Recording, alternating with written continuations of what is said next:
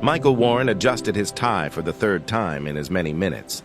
The airport terminal stretched before him, vast and impersonal, filled with the echoing announcements of delayed flights and the rolling thunder of luggage wheels on polished floors. At 57 years old, he'd spent more hours in airports than he cared to count, but today felt different. Today, he felt every single one of those years weighing on his shoulders. The divorce papers had been finalized 3 weeks ago. His corner office downtown now felt like a mausoleum. His daughter Sarah hadn't returned his calls in 6 months, and here he sat, in a charcoal suit that cost more than most people's monthly rent, waiting for a flight that would take him to yet another hotel room in yet another city, where he knew no one and no one knew him. He loosened his tie slightly and ran his hand through his dark hair, styled back neatly as always. His watch, an expensive piece he'd bought himself, last year to celebrate closing a major deal, caught the fluorescent light. He remembered how empty that celebration had felt, champagne alone in his hotel room. Michael was staring at nothing in particular, when a small voice broke through his thoughts. "Excuse me, mister?" He looked down to find a little girl standing before him. She couldn't have been more than 4 years old, with blonde hair that fell in soft waves around her cherubic face. She wore a red coat that was perhaps a size too big, and a tan knit hat with little cat ears perched on top of her head. A mint green backpack with a cat design hung from her small shoulders. Her blue eyes were wide and shimmering with unshed tears. "Are you lost too, mister?" she asked, her voice trembling slightly. The question struck Michael like a physical blow. Lost, yes, that was exactly what he was. Not in the literal sense, but in every way that mattered. He knelt down slowly, bringing himself to her eye level. His knees protested slightly, another reminder of age creeping up on him. "I might be," he said gently, surprised at the honesty in his own voice. "Are you lost, sweetheart?" Her lower lip quivered. "I can't find my mommy. She was right here, and then she wasn't. And now I don't know where she went." A single tear rolled down her cheek. Michael's heart clenched. He thought of Sarah at this age. How she used to reach for his hand whenever they crossed a street. How she'd believed he could fix anything. Before the long hours and missed recitals, had built a wall between them that now seemed insurmountable. "It's going to be okay," he said softly, reaching into his pocket for a handkerchief, an old-fashioned habit his own father had passed down to him. He gently wiped away her tear. "What's your name?" "Emma," she said, her voice small. "That's a beautiful name." "I'm Michael." He smiled at her, the first genuine smile that had crossed his face in weeks. "Emma, your mommy is probably looking for you right now, and she's probably very worried. How about we find someone who can help us locate her?" Emma nodded, reaching out to take his hand with a trust that humbled him. Her small fingers curled around his, and something in Michael's chest, something he'd thought had gone numb years, ego stirred to life. They walked together through the terminal, Emma's little legs taking 2 steps for every one of his. Michael found himself slowing his usual brisk pace, matching his stride to hers. When was the last time he'd slowed down for anyone? "Do you travel a lot?" Emma asked, looking up at him with those impossibly blue eyes.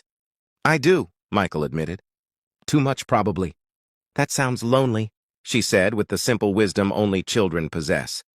Michael felt his throat tighten. "Sometimes it is. My mommy says everyone needs somebody," Emma continued, swinging their joined hands slightly as they walked. "She says nobody should be alone." "Your mommy sounds very wise." They reached the information desk where a kind-faced woman in her 60s looked up at them. She wore a name tag that read Patricia, and her eyes immediately softened at the sight of Emma. "Oh dear," Patricia said. "Are we missing someone?" Before Michael could respond, he heard a cry from across the terminal. "Emma! Emma!" A woman in her early 30s came running toward them, her face pale with fear, her eyes red from crying. She wore jeans and a blue sweater, her brown hair pulled back in a messy ponytail. She looked exhausted and terrified and relieved all at once. "Mommy!" Emma released Michael's hand and ran to her mother, who scooped her up and held her so tightly Michael could see her hands shaking. "Oh God, oh thank God," the woman kept repeating, pressing kisses to Emma's head. "I told you to stay right there while I got our boarding passes. I turned around and you were gone. I was so scared, baby, so scared." Michael hung back, feeling suddenly out of place. His role in this small drama was complete. He should return to his seat, to his phone, to his emails, to the comfortable numbness he'd wrapped around himself like armor. But Emma was pointing at him. "Mommy, that's Michael. He helped me." He wasn't lost like me, but he was lost in a different way. The woman looked at Michael, really looked at him, and he saw recognition flash in her eyes, not of his face, but of something deeper. She walked over, still holding Emma on her hip. "I don't know how to thank you," she said, and her voice cracked with emotion. "I'm Jennifer. Jennifer Foster, you—" She paused, wiping at her eyes with her free hand. "You have no idea what this means." "I'm just glad she's safe," Michael said, his own voice rougher than usual. "She's a remarkable little girl." "She is." Jennifer set Emma down, but kept hold of her hand. "I'm sorry, I'm still shaking. We're traveling to see my mother. She's not doing well. Cancer, stage 4. And I was already so stressed about the trip and making sure we had everything. And then I couldn't find Emma, and I just—" She stopped, seemingly embarrassed by how much she'd shared with a stranger. "You don't need to apologize," Michael said quietly. He understood, perhaps more than she knew, what it was like to feel like you were drowning. Emma tugged on his sleeve. "Michael, are you still lost?" He looked down at her. This small person who had appeared in his life for perhaps 10 minutes and somehow seen straight through him. He could brush off the question, make some excuse, and walk away. That's what he would have done a month ago, a year ago, maybe even his entire adult life. Instead, he knelt down again. "You know what, Emma? I think maybe I'm not as lost as I thought I was." "Because you helped me?" she asked. "Yes," he said, realizing it was true. "Because I helped you." Jennifer's eyes glistened with fresh tears. "I don't want to keep you from your flight, but would you like to sit with us for a bit? Before we board? I think I need a few minutes to calm down, and Emma seems quite taken with you." Michael checked his watch, a habitual gesture. He had 40 minutes until boarding. He could sit in the lounge, have a scotch, answer emails, the same routine he'd followed hundreds of times before. "I'd like that," he heard himself say. They found seats together near the windows where they could watch planes taking off. Emma sat between them, chattering about her grandmother's garden and her cat named Whiskers, and how she'd learned to count to 20. Jennifer and Michael talked in the way that strangers sometimes do, with an honesty that might be impossible with people who know you. She told him about her husband, a soldier who'd been killed in Afghanistan 4 years ago, about how hard it had been raising Emma alone, about how her mother had been her rock through it all, and how terrified she was of losing her. Michael found himself talking too, really talking in a way he hadn't in years, about the marriage that had crumbled, because he'd prioritized everything else over it, about the daughter who felt like a stranger now, about climbing a ladder for 30 years only to reach the top, and find the view empty and cold. "I'm sorry," he said at one point. "You don't need to hear all this." "Actually," Jennifer said softly, "I think maybe you needed to say it." Emma had dozed off against Michael's arm, her cat-eared hat slightly askew. He looked down at her peaceful face and felt something crack open inside him, something that had been frozen for far too long. "I have a daughter," he said quietly. "Sarah. She's 24 now. I missed her childhood. I was always at work, always traveling, always telling myself it was for her, for the family, so we could have nice things." He paused, the words painful. "But what she needed was me, and now she won't even take my calls."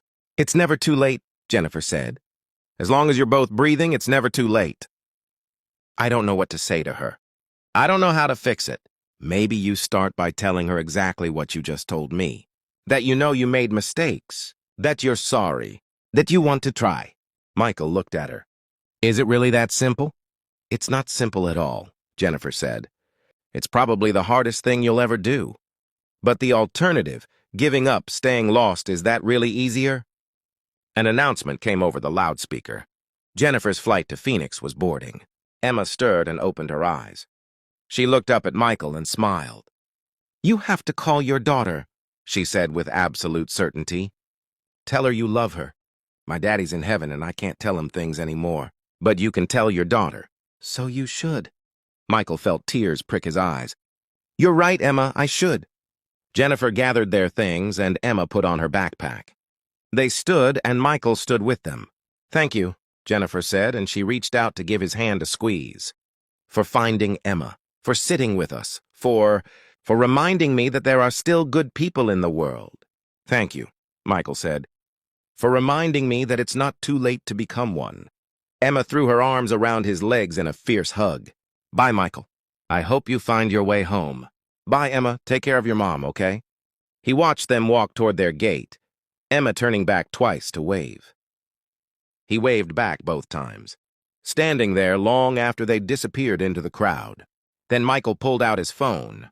His finger hovered over Sarah's name in his contacts. His heart was pounding harder than it had during any business presentation. This was scarier than any boardroom negotiation. This was real. He pressed call. It rang once, twice, 3 times. He almost hung up. Dad? Sarah's voice. He hadn't heard it in so long. It sounded wary, uncertain. Sarah, hi, He stopped, all his rehearsed words evaporating. I know I'm probably the last person you want to hear from right now. Silence. I met someone today, a little girl who was lost, and she asked me if I was lost too, and I realized I have been, for a very long time. He took a breath. I've been lost, Sarah, and I made you feel lost too. I wasn't there for you. I chose work over you, over your mother, over everything that actually mattered. And I'm so sorry. More silence. He could hear her breathing. I don't expect you to forgive me, he continued, words tumbling out now. I don't even know if I deserve a chance to make things right, but I want to try. If you'll let me, I want to try. I want to know you, the real you now as you are. I want to hear about your life, your dreams, what makes you happy. I want to be your father, not just in name, but really be there for you. He heard a sound that might have been a sob. Dad. Her voice was thick with tears. I've waited so long to hear you say something like that. I know. I'm so sorry you had to wait. I'm sorry for all of it. Where are you right now? At the airport. About to fly to Seattle for a meeting. Are you going to go? Michael looked at his boarding pass. He looked at the gate, where another anonymous flight waited to take him to another anonymous city. He thought about the executive who was waiting to meet him, about the deal that hung in the balance. Then he thought about Emma's small hand in his, about her mother's quiet wisdom, about what it meant to be truly lost, and what it meant to finally find your way home. No, he said. No, I'm not. Would it be okay if I came to see you instead? Today? Now? He heard Sarah laugh through her tears. Yeah, Dad, that would be really okay. Michael was already walking toward the ticket counter. I'm going to be there as soon as I can. And Sarah, I love you. I should have said it more. I should have shown it more. But I love you. I love you too, Dad. He bought a new ticket to Boston, where Sarah lived, where his daughter was waiting. As he sat in a different terminal, waiting for a different flight, he felt lighter than he had in years.